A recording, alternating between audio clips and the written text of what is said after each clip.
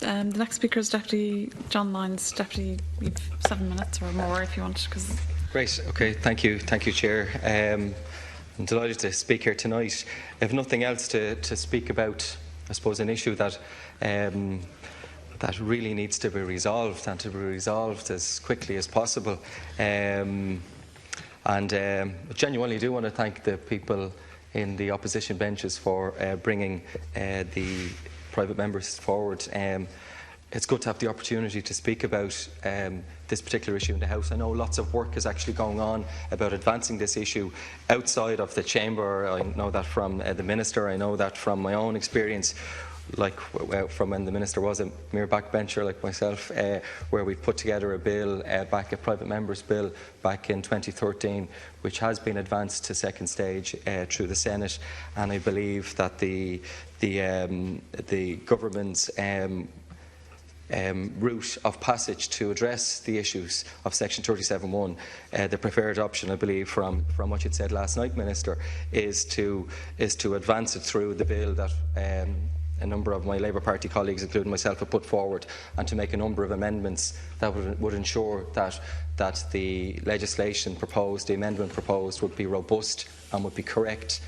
Because we don't get a chance to do these things quite often. And clearly, with best intentions in the past, when this bill was established, the whole idea was to create balance. But as we found out in practice, the balance between the protection of rights wasn't really working. And I know that firsthand. And I know from my own experience, I know Deputy Coppinger, actually both of us trained as teachers at the one time, in the one place. And little did we know that we'd both end up here. And little did you probably know tonight that I'd be complimenting you.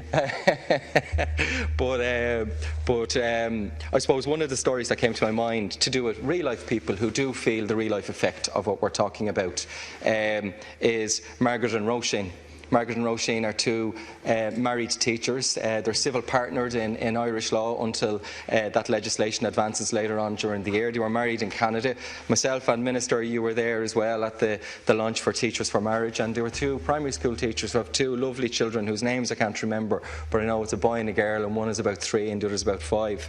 And I thought it was really brave that they came to the launch of Teachers for Marriage. And I know because I have a little bit more time than I was expecting, but they had a really, really lovely story that they told, and I'll keep it really, really brief. Margaret and Roisin, they both spoke about how their youngest child, which is the girl's 3 years of age, and while one of the mothers was upstairs washing the other child, she overheard the 3-year-old playing with her friend and talking. And her friend says to her daughter, says, "You have 2 mummies." And the daughter says, "I don't have 2 mummies." Now, no more than I'm sure anybody else who was sitting in the room, we were wondering what on earth is the next part of the story. And she says something lovely. She says, "I have a mammy and I have a mama." And I just thought it was lovely, and it said something about where, for most of us, society is at. And I actually bumped into Margaret and Roisin later on that day after Dublin Castle, and I bumped into them at the Count that day too. But the resounding thing that I remember from the conversation was that they were delighted with the results of the referendum. And they says that they can go home and tell their children that they are a real family. And it's an awful shame that perhaps, I don't know whether Margaret and Roisin feel comfortable to talk about their real family when they're in the staff room. And I definitely know of many people, including close friends, who feel they can't talk about their own life in the staff room. And it's not because they work in a really, bad school that might actually do something. It's that unknown fear that exists because of the legislation that is there right now, which, it creates the what-if situation. And it's an awful shame that things are that way. And, and I'm sure my partner will absolutely strangle me for saying this, but I'm doing something on TV over the next couple of days, and the TV asked, "Would you mind if you send in a photograph of yourself and Dara?" And I knew that he wouldn't be up for it, but I checked just in case he changed his mind since the last time I spoke to him about issues like this, because he's a secondary school teacher, and although he's in quite what I would say is a progressive school, that chill factor exists for him.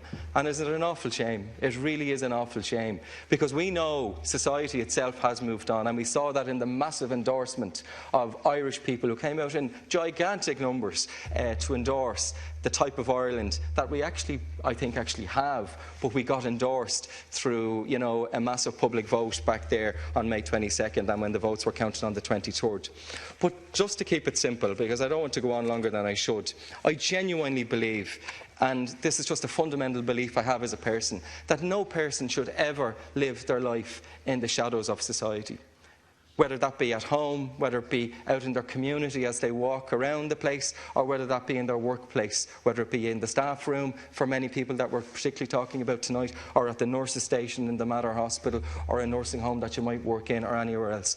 That fear of being yourself should never be there. And I genuinely believe for most people, you know, we're brave enough to overstep that. I know in my own case in the staff room, you know, little by little over the 11 years I worked in Vincent's and Glasnevin, I revealed myself. But that's just the type of person I am, and I realised the world didn't fall in and I wasn't sacked. But I know not everybody feels like that, and nobody should feel that they should step out of their comfort zone in order to be, you know, the maverick, because we don't need to be mavericks. We just need legislation that protects people so that they can just be themselves. And, you know, just to put it quite simply, and to finish up, I really do appreciate just the opportunity just to say what I did and to have the conversation, because clearly, as we may all differ on certain things, we agree on one thing here, which is that every single person should have the right to be fully themselves and be fully protected under the law to be themselves, and nobody should be discriminated against. And if we are to get this right, from my own, just looking back over our own bill, which I believe addressed it in a slightly different way than what the bill is saying here tonight. It looked at respecting the balance, the constitutional protection of the freedom of religion, and whether we like it or not, lots of schools are run by religious groups, and at the same time protecting the right of the individual to be completely protected in those situations. And so I will be supporting whatever solution gets us to that. But I do appreciate the opportunity of speaking here tonight, and most importantly is that we get this done as fast as possible. We've waited far too long, and I just hope the amendments that need to be made, Minister, I know things take time. I do understand that. I've seen that as I've come into being a TD for the last 4 years. The wheels of power change slowly, but they do change, as we've seen, and we saw a dramatic change there in May, and it's always for the better when it does happen, and I'm sure we'll get it right, and I look forward to the amendments being made soon. But once again, I do appreciate the opposition members for creating the opportunity just to have this conversation, and I think the people outside who are really affected by it will really appreciate the fact that there's light being shone on this issue. Thank you, Ciarán Comhairle. Thank you.